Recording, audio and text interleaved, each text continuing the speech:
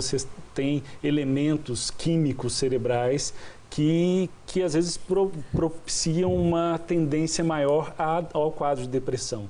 Então, depende do temperamento, depende da genética, depende também da cultura familiar, né? Então, de repente, diante de situações de trauma e de situações de recriminação, de repressão na infância, de repente, aquela pessoa que numa mesma situação, ela vai deprimir, enquanto para o outro não vai fazer tanta diferença, vai servir às vezes até como uma motivação.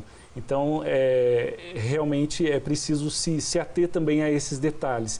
O que não quer dizer que é um determinismo, no sentido de que, bom, se eu tenho uma carga genética que me leva à depressão, então não há solução? Não, também há o trabalho, que às vezes é necessário aí o remédio, né? A prescrição do médico psiquiatra. Exatamente. Para ter um acompanhamento completo, né? Completo. Né? Vamos falar um pouco do Robin Williams. Sim. Por que é importante? Robin Williams, eu tenho certeza que nosso telespectador assistiu algum filme dele, eu me lembro de vários aqui, fantástico, e sempre gostei do trabalho dele, sempre gostei. Até quando ele sorria, só que dava para perceber no sorriso dele um olhar melancólico. Sim. Um olhar triste, mas um sorriso cativante. A presença dele como uma pessoa que lidava com o nosso humor, certamente o fez ser admirado por milhões de pessoas. Aí me vem o Robin Williams lidando de uma maneira tão equivocada, tão marcada negativamente pela dificuldade de conviver com as suas tendências mais frágeis. Sim. E culminando num ato de suicídio. Como é que você vê o impacto do grande ídolo, né? No comportamento de uma massa tão grande de pessoas que às vezes essa massa está caminhando desatenta às suas tendências mais vulneráveis? O humor, ele é uma grande saída para lidar com as frustrações da vida. Ele faz bem. Uma pessoa alegre, uma pessoa que diverte, ela também demonstra a sua sensibilidade.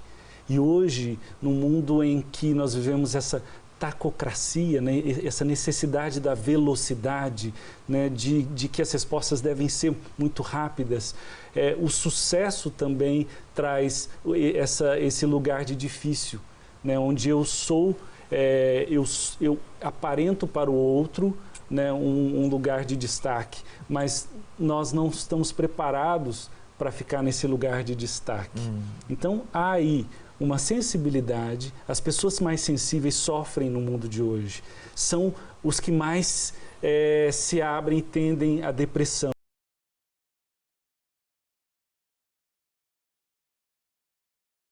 Fica nessa função de ídolo, de sucesso. E as pessoas fragilizadas o tomam como apoio. E esse lugar é um lugar solitário. E quando ele fraqueja, exato, fica mais difícil ainda para aquele que o tinha como um apoio. Mas como? Caiu a minha base, como é que eu faço? Aí a pessoa vai e se mata também. Exato, e aí a gente vê essa coisa do inconsciente coletivo. O efeito contágio, exato, né? E isso é um fato, né, estatístico, no sentido de que em algumas cidades cidades pequenas, bairros, onde uma pessoa comete um suicídio, geralmente há uma onda, né, de um ou outro que também, porque viram aquilo como uma solução, também entram e buscam suicídio, e há geralmente mais casos de suicídio.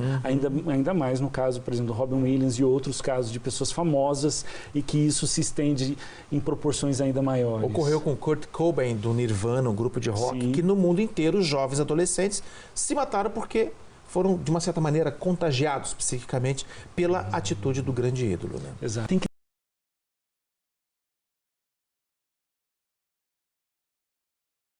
ter essa busca pelo chão, né? Todo mundo que é famoso, que se expõe, e isso custa, né, Carlos? A gente tem, a pessoa que se expõe, ela precisa pôr o pé no chão, ela precisa sair, ela precisa brincar com os cachorros, ela precisa brincar com as crianças, ela precisa ver que, puxa, eu não sou tudo isso.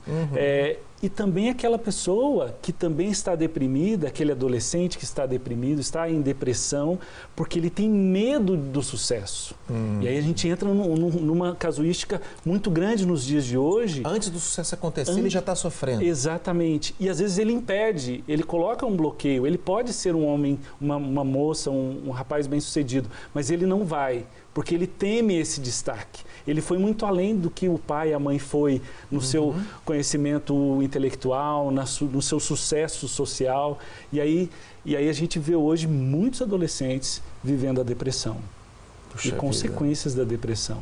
Né? Porque tem medo, né? Falta esse suporte às vezes social, né? Do vai meu filho, vai, né? Aquele pai que apresenta, né? A gente entra em outras situações da crise do pai, né? Que eu acho que é uma crise dos nossos dias, né? Esse pai que não está ali, que empurra, apresenta o filho para o mundo. A grande quantidade de processos de desvinculação amorosa, familiar, que acabam afetando também a base estrutural da construção da identidade do jovem. Exato. Às vezes na pré-adolescência ou na adolescência vê os pais se separando, ou até antes disso, na primeira infância, vê os pais se separando. E se esse processo não for bem conduzido, pode levar a problemas, inclusive, de autoestima. Exato. Na construção da identidade da criança, do ser humano do futuro, né? Exato.